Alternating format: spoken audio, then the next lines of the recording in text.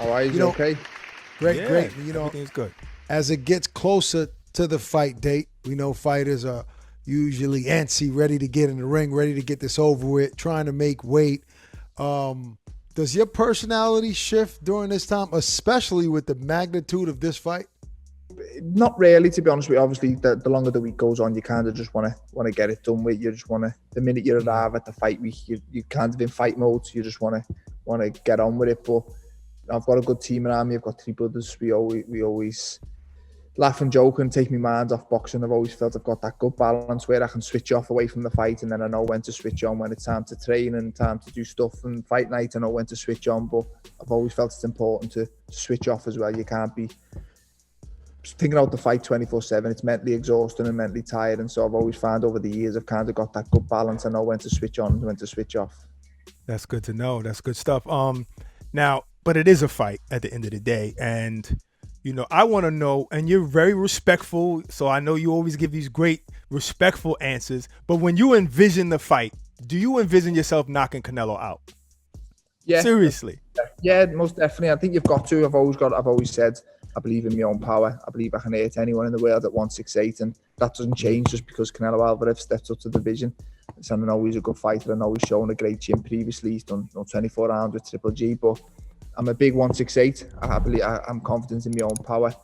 But again, I'm not going in there. I've seen a lot of people saying, "Oh, you won't get a decision in Texas. You've got to knock him out." And I won't go in there just swinging, trying to look for the KO and all tactics go out the window. I've got to just stick to what I believe will work and what I believe beats Canelo Alvarez. But yeah, I think as a fighter, you've got to believe you can knock your opponent out. And I've envisioned this fight for a long time now. Mentally, I'm prepared for a tough fight, but definitely a fight that I believe I'll win.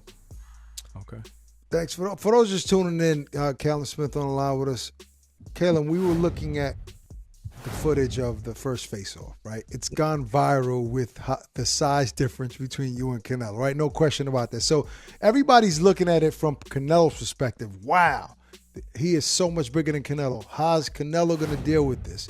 So that's the narrative. But on your end, what do you say when you look at a guy, wow, he is that much smaller? Do you not want to get tripped up in thinking that you have so much advantage over this dude and maybe make a mistake?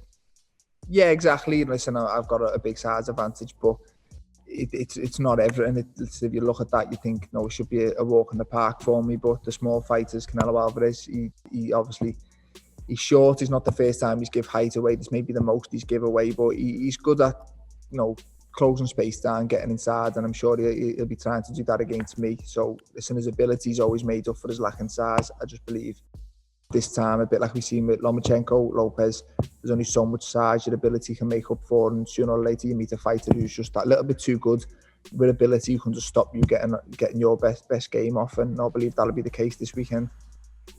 Yeah, it's not his first time fighting a taller fighter, especially he's in this particular division. Everybody's going to be taller than him.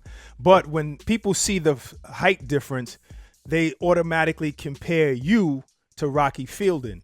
How do you feel about being compared to somebody that you stopped quicker than Canelo Alvarez did? Yeah, exactly. I think Rocky's got similar size to me, but I think our fight shows he doesn't have the ability I've got or the boxing skills that I've got. So the one thing we are alike is in terms of the size, but I think that's where it stops. I think I'm a better fighter. I've shown that when we fought, and I think Canelo's smart. I don't think he's expecting another Rocky Fielding. I think he probably knows I carry a little bit more about me than Fielding, but I've always said even before the face-off the other day, and I've always believed in my own ability. I like my chances in this fight stylistically, and I know Saturday night I've got the chance to prove that. Well, we spoke to Canelo Alvarez, and Barack mentioned that about comparing you to other fighters that he's fought, and he even said that he finds you to be even more dangerous than Kovalev, and that he's taking this fight that serious. Now, is there, as you get closer to the fight, is there changes in the game plan that you're thinking about making, as because it has to be nerve-wracking at this point, right? Is anything different, or have you had the same game plan the entire training camp, and all you want to do is execute it? No, listen. I I think it's a little bit late now to change the game plan, but throughout camp, the game plan changes. Me coach will go home, he'll study, he'll watch a certain fight, and then he'll watch another fight, and he'll come in the next day and he'll say, these all kind of landed this shot against them, and then he'll go away, and then we'll work on certain shots, and he'll come back in and say, I think he struggles with this type of thing. And just through studying, you probably find you learn little different things, but the game plan sorted. I don't think I'm going to learn any more about Canelo Alvarez in the next couple of days than what I haven't seen throughout training camp and what my coach hasn't tried to work on with me. So now it's just about, like I say, relaxing, switching off from the fight, and then the minute fight day comes, we switch on and we go to work and we try and execute the plan what we've come up with over the last few weeks. But I can't just have one plan A. I've got to expect all different versions of Canelo, and he's got to expect different versions of me. But however way the fight pans out, I believe I beat him. I believe I'm good enough to do it, and stylistically, I believe I'm all wrong. Are you sick of doing these interviews? I mean, this is fight week. Are you looking at us like, oh man, another damn interview? No, it's just, you kind of understand it's got to come, and if anything, it's probably a little bit less than what it would have been if we weren't in this pandemic. So you kind of know it has to be done. It's part of the sport. The fans are a big part of the sport, and the press and building the fight up. So you know you've got to do it, and all the interviews are kind of similar. So you probably get a little bit better at doing the answers. Wait. Who you calling similar? First of all, you look like Rocky Fielding. Don't you ever call? See, that's why I'm gonna call you Rocky Fielding. We ain't similar to nobody, bro. Yeah, no, you're being good, to be fair.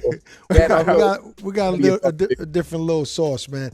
But on a serious note, you fought at the Garden, and both you and Canelo are from other countries outside of America. Yeah. But are you going into this fight in Texas like, I'm going into his hometown because of the Mexican community in Texas? Is that how you're looking at it?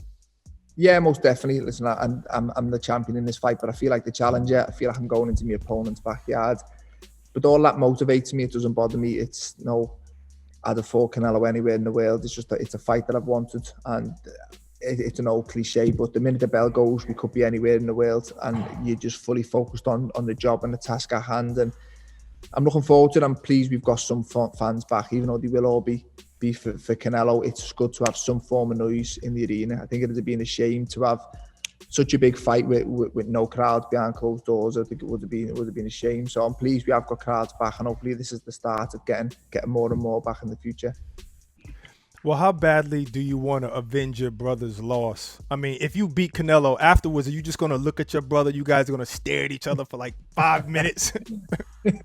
Yeah, that'd be nice. Listen, I think the fight's huge, regardless of that just adds a little bit of history to the story and makes the fight that little bit better for the press, so to speak. But yeah, once the fight's done, it'd be good to hopefully get revenge for my brother, get a win over Canelo, and then maybe we can do the rematch and settle the score back in the UK, or we can get to Vegas when fans are back. And so they're the two places I've always wanted to fight in the biggest fight possible. So, win this weekend. Hopefully the rematch we can get a full capacity crowd somewhere.